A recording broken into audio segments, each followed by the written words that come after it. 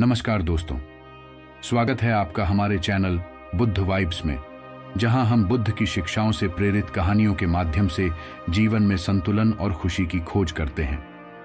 आज हम बात करेंगे एक ऐसी कहानी की जो मध्यम मार्ग की अवधारणा को दर्शाती है। यह कहानी आपको सिखाएगी कि कैसे संतुलन और मध्यमता एक पूर्ण और सुखद जीवन जीने की कुंजी हो सकती है। बहुत समय पहले प्राचीन भारत में एक धनी व्यापारी रहता था जिसका नाम वसुदेव था। वसुदेव के पास बहुत सारा धन था, परंतु उसकी चिंता और तनाव कभी कम नहीं होते थे। उसका जीवन असंतुलित था। कभी वह अत्यधिक काम में डूब जाता तो कभी बिल्कुल आलसी हो जाता।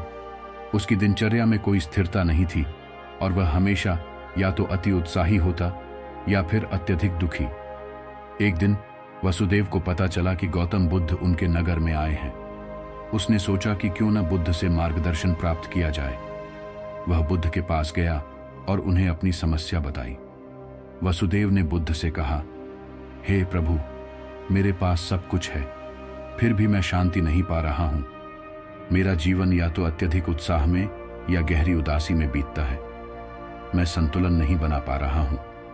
कृपया मुझे बताएं कि मुझे क्या करना चाहिए।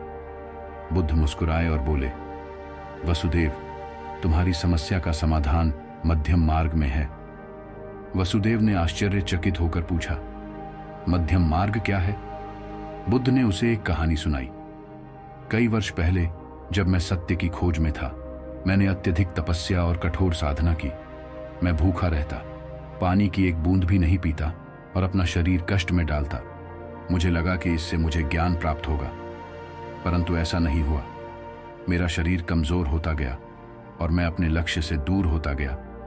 एक दिन मैंने देखा कि एक संगीतकार अपने सितार की तारों को ठीक कर रहा था। जब तार बहुत ढीले होते तो कोई संगीत नहीं बजता था और जब बहुत कसे हुए होते तो टूट जाते थे। तभी मुझे एहसास हुआ कि जीवन भी ऐसा ही है।